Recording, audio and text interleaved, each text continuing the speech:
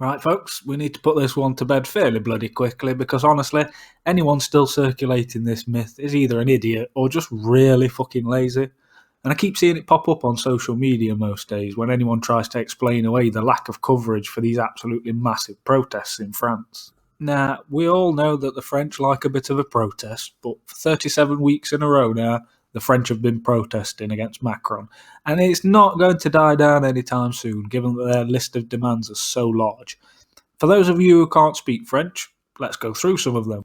On the economy, they want a constitutional cap on taxes set at 25%, an increase of 40% to the basic pension and social welfare, an increase in hiring in the public sector to re-establish services, a huge construction project to house 5 million homeless people, breaking up the too big to fail banks, and cancelling all debt accrued through unscrupulous rates of interest, i.e. payday lenders. On politics, they want the barring of lobby groups and vested interests from political decision making, a clampdown on tax evasion by the ultra-rich, immediate cessation and privatisation and renationalisation of public goods like motorways, airports and rail, quadrupling the budget for law and order, a breakup of media monopolies and end their interference in politics, ending editorial propaganda, and also Frexit, to leave the EU to regain our economic, monetary and political sovereignty.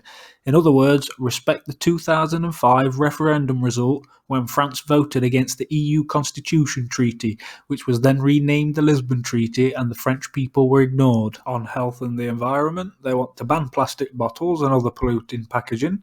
They want to weaken the influence of Big Pharma on health in general and on hospitals in particular, and they want to reindustrialise France, thereby reducing imports and thus pollution. On foreign affairs, they want to end France's participation in foreign wars of aggression and exit from NATO, cease pillaging and interfering politically and militarily in Francafrique, the former French colonies, and prevent migratory flows that cannot be accommodated or integrated given the profound civilizational crisis that they are experiencing. Whew, that's a long list, and that's despite me leaving a few out that I couldn't quite translate to a good enough standard. Anyway, back on point. Given that a near revolution is happening in one of the neighbouring countries to us in the UK, I can understand the suspicions of people thinking that maybe someone high up had stopped news organisations from reporting on it, but that's just not true. We've all heard the D-notice myth. So first, let's go over what a D-notice, or a DSMA notice as it's officially called, actually is. The DSMA notice system is a means of providing advice and guidance about defence and security information, the publishing of which would be damaging to national security.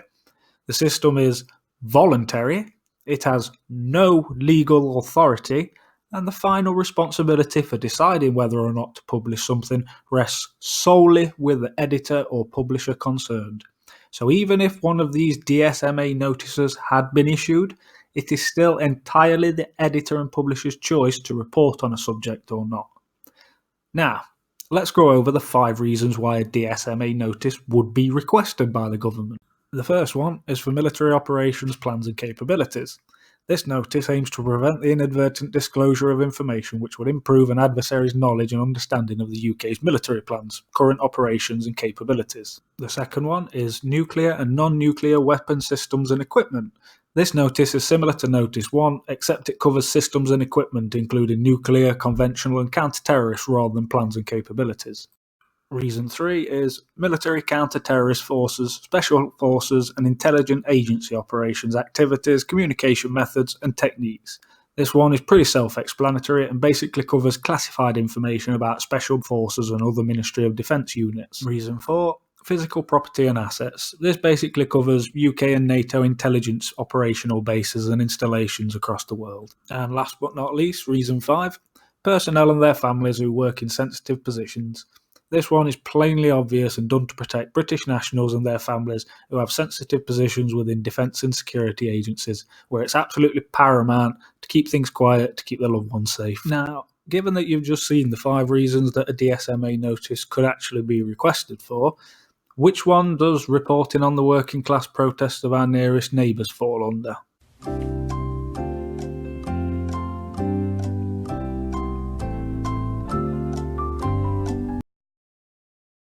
Are you struggling?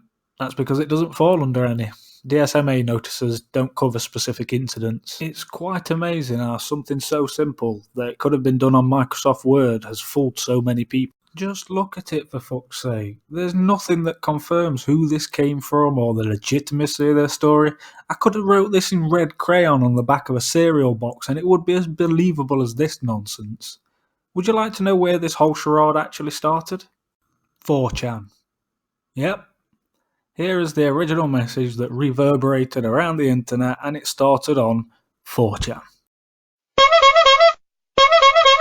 Yep, you got it. The site renowned worldwide for its massive troll community. Still not quite sure what I'm talking about? No problem. 4chan is the same site that trolled Time magazine so hard that Kim Jong-un won a poll for Times Person of the Year. As soon as this 4chan user got wind of the online poll, it just spread like wildfire. Are you still not convinced? Well, they've also been responsible for trolls like this one, where Taylor Swift's management said that she'd played a school voted on by the public. 4chan soon got wind of it though, and the winner ended up being Horace Mann School, for the deaf and hard of hearing. And of course, the biggest troll there has ever been, the Rickroll, that originated from 4chan. Never gonna give you up, never gonna let you down, never gonna run around and desert you. This now legendary troll first showed up around May 2007 on 4chan's video game board. The first trailer for Grand Theft Auto 4 was unavailable due to heavy traffic, so a link popped up claiming to be a mirror to the trailer, but it just connected users to the Rick Astley video, and it didn't take long for it to explode all over the internet from there.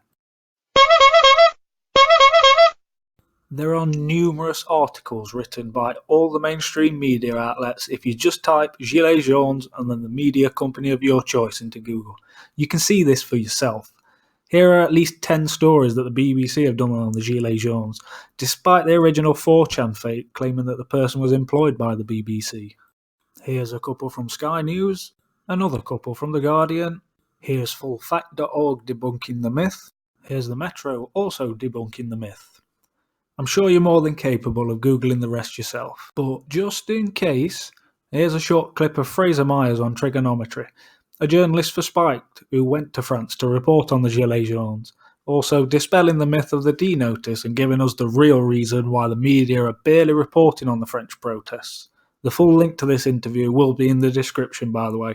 Everybody should go watch it and subscribe to their channel. And what's extraordinary to me is the way that it just doesn't really get the kind of coverage you expect. You know, you mentioned the BBC earlier. You know, if this were Venezuela or something, it would be on television every day.